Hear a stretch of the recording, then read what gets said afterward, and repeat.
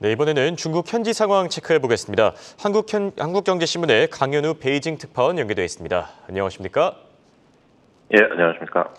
네, 중국 증시 5거래일 만에 하락세로 전환했습니다. 특징적인 부분들 짚어주시죠.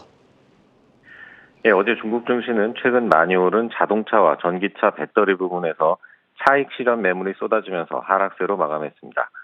상하이 종합지수는 1.4%, 선전 성분지수는 2.2% 내렸습니다. 홍콩 항생지수도 1.8% 하락으로 장을 마쳤습니다. 홍콩 증시를 통한 외국인 자금의 본토 주식 거래인 북향자금은 어제 16억 위안 매도 우위를 보였습니다.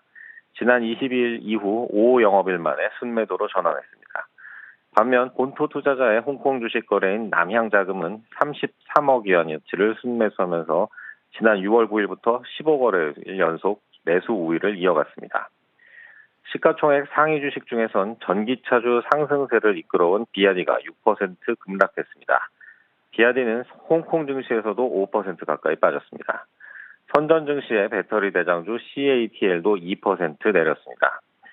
홍콩 증시에선 전기차 신세력 3인방으로 꼽히는 니오, 샤오펑, 리샹이 모두 7에서 11% 급락했습니다. 지리나 창청같이 최근 전기차 테마에 묶였던 완성차 업체들 주가도 부진했습니다.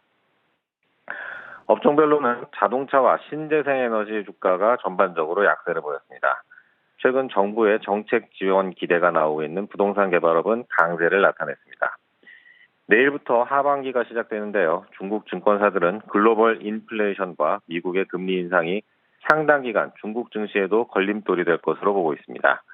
정부의 정책 지원이 상반기 인프라에서 하반기에는 소비 시장으로 이동할 것으로 예상되는 만큼 소비재 주식을 주목할 만하다는 의견도 나옵니다. 네, 중국 증시의 전반적인 흐름 들어봤는데 최근 상하이 봉쇄 같은 이 방역 당국의 통제 여파일까요? 중국의 제조업 기반을 두고 있는 이 동남아시아 기업들이 빠져나가고 있다는 얘기도 들려오고 있습니다. 좀 자세하게 짚어주시죠. 예, 중국 내 인건비 상승, 또 미국의 대중 관세 같은 기존 요인에 강력한 방역 조치까지 추가되면서 중국의 제조업 기반이 동남아시아로 빠져나가고 있습니다. 중국 기업들까지 동남아로 떠나면서 중국 내 제조 기반이 약화할 수 있다는 예상도 나옵니다. 미국 세관에 따르면 미국의 수입에서 중국이 차지하는 비중은 작년 10월 19%에서 지난 4월 15%로 떨어졌습니다. 반년 만에 4%포인트가량 내려간 겁니다. 국가별 세부 데이터를 보면 작년 10월부터 올 3월까지 6개월 동안 중국은 대미 수출 가운데 섬유 5%, 가구 7%, 기계 전자부품 2%를 동남아 국가연합 아세안에 내준 것으로 나타났습니다. 베트남과 인도에 이어서 최근에는 파격적인 혜택을 내건 캄보디아와 미얀마가 노동 집약적인 섬유 산업의 기지로 부상하고 있습니다.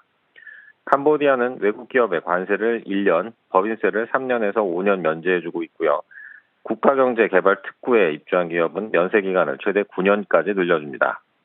미얀마도 2012년 외국인 투자에 대한 세금 감면 제도를 도입한 뒤 계속 혜택을 늘려가고 있습니다. 캄보디아의 올 5월까지 수출은 94억 달러로 작년 같은 기간보다 34% 늘었습니다. 특히 미국에 대한 수출은 37억 달러로 57% 뛰었습니다. 또 중국으로부터의 수입은 44억 달러로 31% 늘었습니다. 중국에서 원재료를 들어와서 미국으로 판매하는 가공무역이 커지고 있다는 얘기입니다. 2017년까지 180여 개 했던 캄보디아의 중국 의류기업은 작년 말에는 300여 개로 늘어났습니다. 2018년 미국이 중국산 제품에 특별 관세를 부과하면서 캄보디아 이동 흐름이 더 빨라졌습니다. 작년에는 미얀마 쿠데타와 베트남의 코로나19 봉쇄까지 발생하면서 캄보디아의 인기가 더 높아졌습니다. 미얀마에서도 의류공장의 70% 이상의 중국 투자가 들어올 수 있을 정도로 중국 기업들의 진출이 활발한 상황입니다. 2012년 100여 개였던 미얀마 의류공장은 2019년 500여 개로 늘어났고요. 이 기간 미얀마의 의류 수출 증가율은 연평균 18%에 달합니다. 다만 캄보디아와 미얀마는 의류 제조에만 특화하고 있을 뿐 섬유나 염색제 같은 원재료는 95%를 수입에 의존하고 있습니다. 특히 중국산이 60% 이상인 것으로 알려졌습니다. 베트남이 의류 원재료의 40% 이상을 국산화한 것과 대비되는 부분입니다. 지금까지 베이징에서 한국경제신문 강현우입니다. 고맙습니다.